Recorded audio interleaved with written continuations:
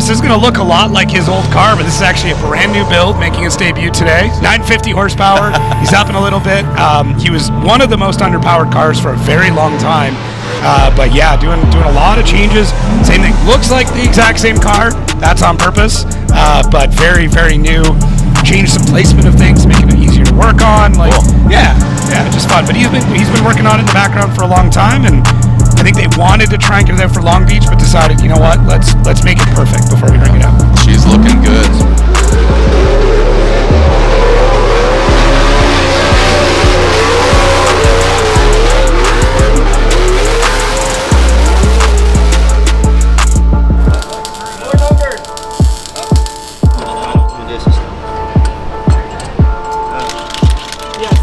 I think it's right there. What's up, guys? We just finished up our first session of practice out at OSW. I'm super happy that I jumped in the Pro car and brought that car out. This is the debut of the Pro car, and it feels really, really good. So we made 2 laps in practice. My first lap, we ended up blowing a whole set of tires off, so we had to do a wheel speed change. Boys took care of that, and we went out for our chase. So in the chase, I did spin out. I hit the foot brake a little bit too hard chasing Dylan Hughes.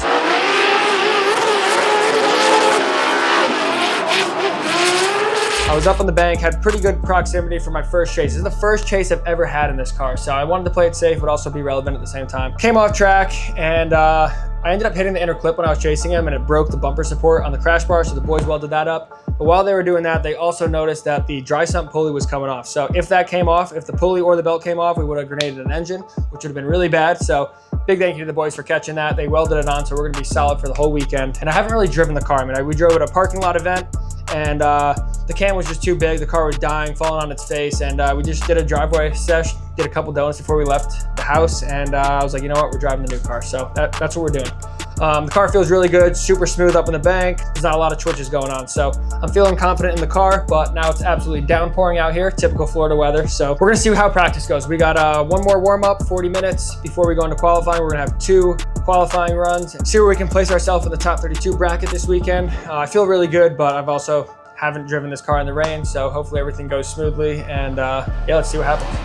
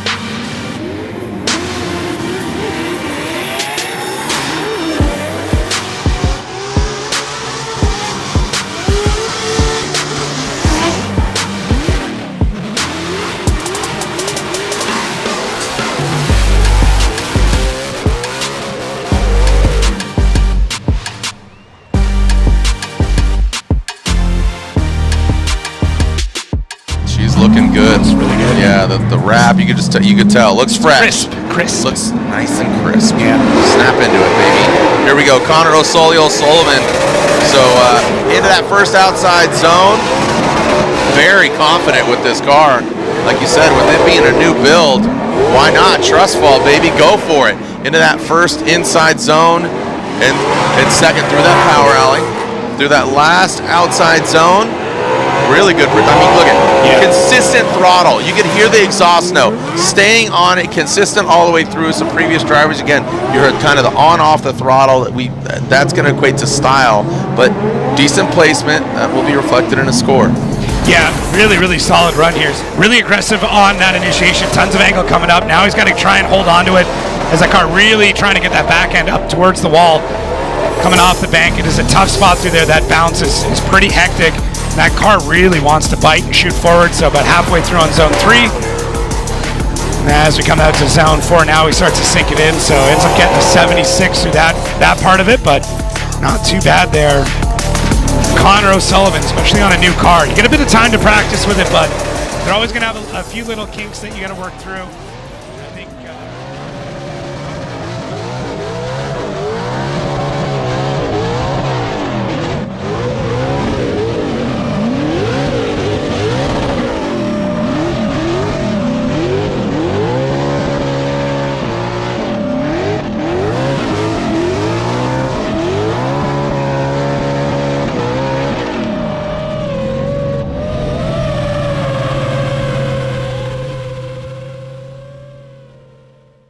What's up, guys? So practice went well, warm-up went well. It did end up staying dry, and right when we were getting ready for qualifying, it started pouring rain. Track was soaked, so we did get a sight lap right before our qualifying run.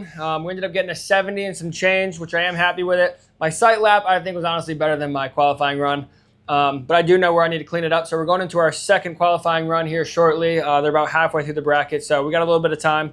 But the track is starting to dry out now. People are starting to light off with some smoke, so we're going to be back to like where we were practicing all day. So I'm excited for that, and hopefully we can better our score and put us in a better position for the top 32 bracket. For the rain, this is the first time I've ever driven that car in the rain. I'll take a 70. So feeling good, team's dialed, and we're ready to go for our second qualifying run. So let's see if we can better that score. And we did break in the rear end of the car just a little bit.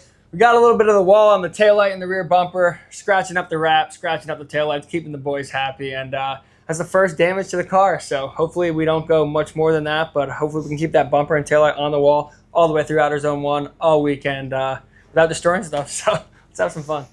Let's get back here. Connor O'Sullivan in that brand new BMW, 950 horsepower. Looks very comfortable in it. Looks capable, looks good, and we'll see what he does. Right. Let's not get ahead of ourselves. Yep, dragging it, stacking it, brings it in. Look at that. I mean, the hands look calm on that wheel. There you go. Unwinds it a little bit. A little overcooked it on that transition, but again, he does have a score on the board. He's in the show.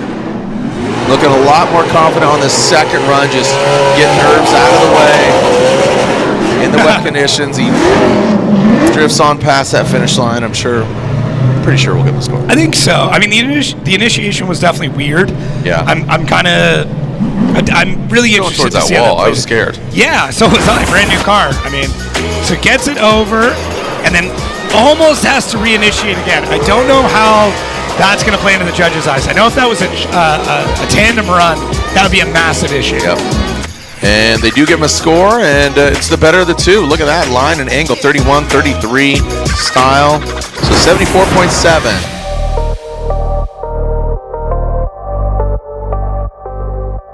Guys, it is Saturday. Today's a big day out at Orlando. Yesterday we qualified with a 70 on our first run. Know where I needed to clean it up a little bit, and I made a mistake going on initiation on my second run. Thought the score was worse, but somehow we got a 74. I mean, we were basically on the lock stops on the bank, outer zone 1. So I was happy with it. I'm going to take it. It wasn't too bad. I mean, it's the first time driving that car in the rain, so the boys were awesome keeping the car together. I mean, it's a totally different platform, engine-wise and stuff, just trying to keep an eye on the right things, making sure the car is healthy and it's ready to go on track. So Big thank you to the whole team. And today we have Matt Field in the top 32. It's going to be a tough battle. We got to push hard. He's a great driver, but you know, I'm ready to get some points on the board. I'm really hungry for this, and I'm going to drive hard. I'm going to chase him first and then do a lead. We kind of have a strategy going on, me and my spotter, so we'll see what we can do. And we definitely have a tougher bracket. We're in the top right corner. I mean, James Dean, Connor Shanahan, Matt Field. We got a bunch of rippers on that side. It's going to be a tough bracket. So yeah, let's just go out there, get some good practice this morning, do some good leads, do some good chases. Let's turn it up a little bit.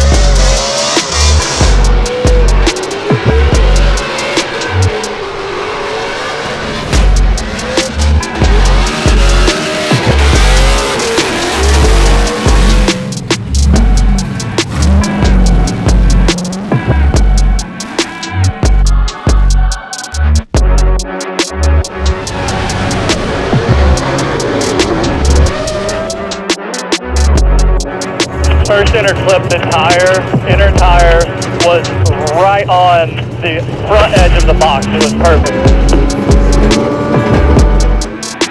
Matt Field, Connor O'Sullivan, this should be a great one. Connor O'Sullivan debuting a new vehicle, looks, like you said, Jacob, looks very comparable to his previous build, but it is a brand new build. And then Matt Field, very little sleep for his team. They had said new head gaskets overnight, so a lot of work, and hopefully everything stays together for that Boiler Performance Drift Cave Corvette. The heat wave on the hood and on and under that helmet.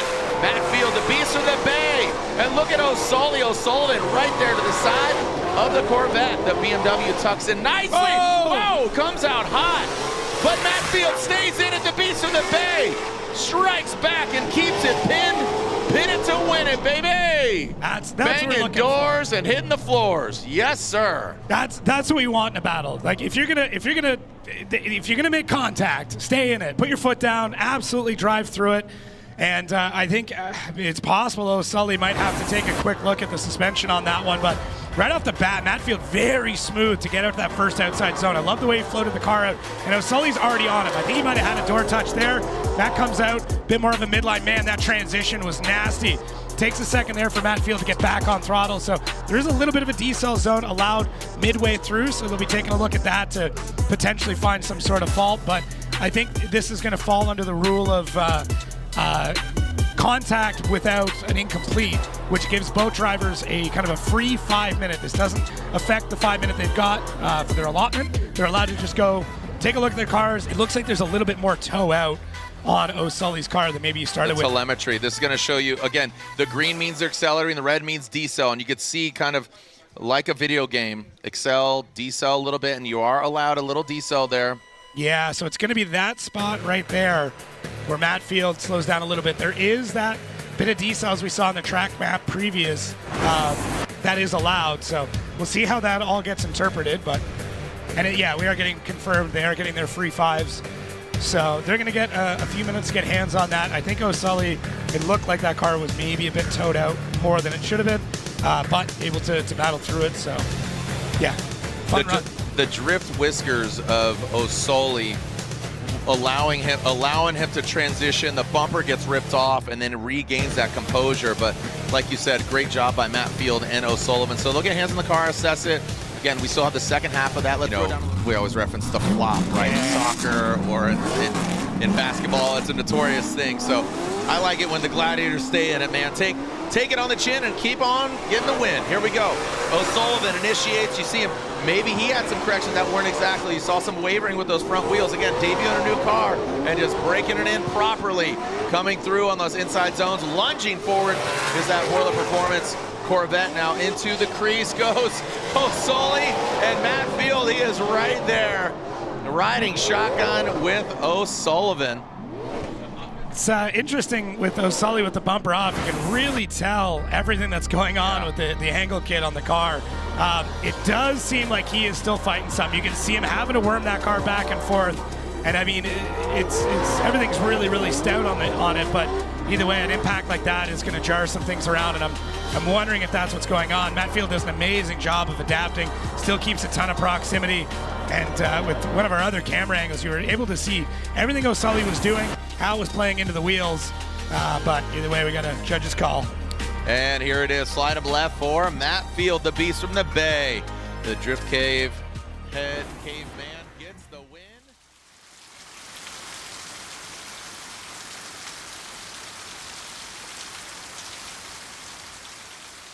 What's up, guys? That is a wrap for Orlando. Unfortunately, we got knocked out of top 32 against Matt Field. I know what I needed to clean up in my chase, and started up high on the bank, really good proximity. I was on his door all the way through it, and I know he's really fast through the center section, so went through there, full commitment through the smoke, and when I came through, I gave him a nice bump, which created a gap. Props to him for staying on throttle, though. We took a 5-minute timeout. The boys checked over the car, made sure everything was solid with the alignment, and there was no contact with the headlight or the crash bar or anything from that collision. Everything was good, and we went back out for our lead run. And in my lead, I bumped the wall on initiation, which kind of made me choppy throughout the rest of the bank run, just trying to get back in that groove up on the wall. And I was happy with the lead run. He was kind of just pushing me around on that last turn. We're all out of tire. It's really hard to make 2 laps at this track on a set of tires. So yeah, he ended up getting the win, unfortunately. We kind of think that it should have gone one more time, or we should have got the win. But, you know, it is what it is. It's a judge sport, and we'll be pushing hard for Connecticut. So we'll see you guys there. Thanks for watching, and see you soon.